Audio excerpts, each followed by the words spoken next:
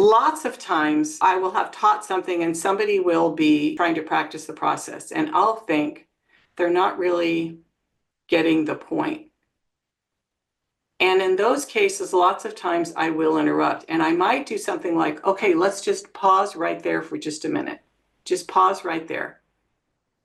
If the person, for instance, isn't guessing needs, or they're not necessarily understanding a need, I'm not correcting them, I'm coaching. And so I might say something like, why do you think that matters to the person? What do you think they're wanting?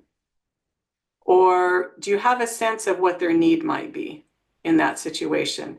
And if it doesn't seem like that person can come up with it, I'll ask the whole group, what do you think? Anybody have an idea? What do you think their needs might be in that situation? And so the interruption isn't that you're doing something wrong. It's more like, can we take this to an NVC level? Also, that could be true with feelings. And so if the person was guessing things like disrespected and uncaring, the question I oftentimes ask is, so if I think that a person isn't respecting me, what do you think I might be feeling?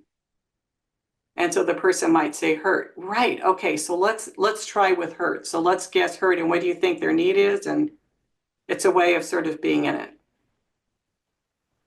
Lots of times it's about coming in for the needs or the feelings, and rather than correct them, just offer a little bit of coaching.